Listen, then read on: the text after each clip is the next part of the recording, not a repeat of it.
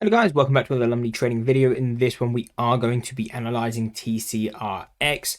If you want another stock analysed, don't forget to put that in the comments. But to get straight into it, firstly, why is the stock moving? What is the catalyst? So it's just really off the announced collaboration to identify novel targets in Crohn's disease. So again, definitely catalyst, but does it really justify 125% move to the upside? Don't know, I think that is probably stretching it a little bit at least. But what is going to be key, and when we're looking at these kind of small cap stocks, the main focus I always have is on the standard deviation channels. On the left, we have a 6-month chart. On the right, we have the 1 year.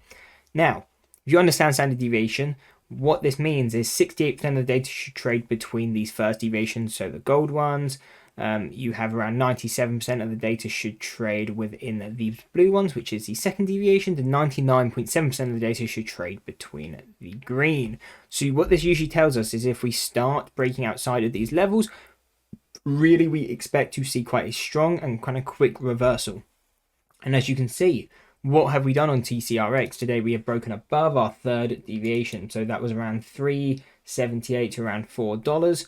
This was our third deviation zone. So as soon as we break out of this is no longer a stock I would ever touch long bias. And the reason for that is it is really extended. So there's a lot of downside risk and we don't really know the upside risk. So to me, I never really touch a stock when it's above here unless I'm trading it short bias.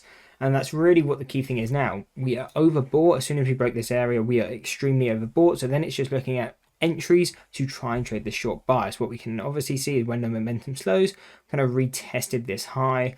Definitely a bit of a divergence. Again, showing weakness. Now we're starting to pull back again. By the time this video is out, we won't know really where this has gone, if it's continued to pull back or it's breaking to a higher high. But that is the main thing we're looking at. Once you start to break above into these extremes, the main thing I'm always watching for is psychological levels. If there is previous support and resistance, which we can quickly cut out and see, is there anything that we can use? And at least in the last year, there isn't. So again, what we can always try and do is you can just zoom out further and further. So at least from here, we have around a 560, which again actually lines up to kind of why we're starting to slow down now. If we did break that, we're looking at around 606. So that's always going to be the next kind of key thing is if we've broken extremely overbought on our 6-month and 1 year chart, then the only thing we can do is go out further. And if there is no resistances or there isn't any near where we currently are, then again, we're paying attention to the psychological levels, which in this case is going to be the whole dollar and the 50 cents. So in this case, we did test the 550, started to show weakness and momentum kind of weakening into this and definitely volume decreasing into this area. So again, kind of just showing us that weakness is starting to kick in. And again, right now it looks like we're coming in for a reversal. So what I would be paying attention to is basically now turning this into a key support. What happens when we come into this $4 to around $3.75? Do we come into it, bounce off and try and push into a higher high? Or do we break straight below? If we break below, what I want to watch for is we break below it, come back to test it as resistance. And if it tests the range of $3.75 to $4 and holds, then really we can look to trade it short bias and try and just play it back to around its pre-gap move, or kind of where the open was of around 285. And again, we can look at the deviation channels to kind of find targets along the way. So obviously we do have the 320, we have the 335, the 287, which we already pointed out, the 275 and the 268. So this would be my main focus. Again, we're not really going to plot too many resistances because we're extremely overbought. So it's more, if we're holding it short bias, these are targets to definitely be looking into lock in profits, or again, potentially looking to trade bounces. Because on these, you don't usually just hit the high and then be smacked back down. Usually, you'll sell off quite quickly, but you'll come into these levels, you'll get a short temporary bounce and then continue lower.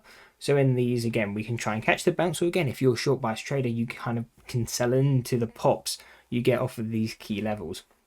So those would be the supports I'd be trading, locking in profits into on the way down. Really though, I'd be out before we kind of hit that 290 if I was holding it short, just because again, that is kind of the open, and I think it becomes a lot more of a gamble once we start coming into that kind of level. And again, we have already plotted the resistance. Obviously, now we've got today's high, the 550. Again, if we're starting to break into there with a divergence, paying attention to probably the 660 to around the $6 resistances, which again are previous resistances when we zoom out to the max term time frame. And again, it's just going to be watching that weakness. Is volume decreasing into there? Are we trading at a divergence?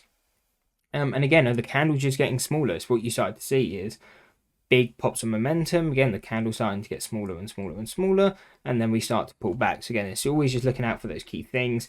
But really, in a stock like this, when it's so overbought, just really paying attention to these targets to the downside, so the $4 targets and below. Anyway, I hope you enjoyed the video. If you did, why not drop a like and subscribe? If you want to stock analyze, again, put it in the comments. And why don't you check out this analysis video?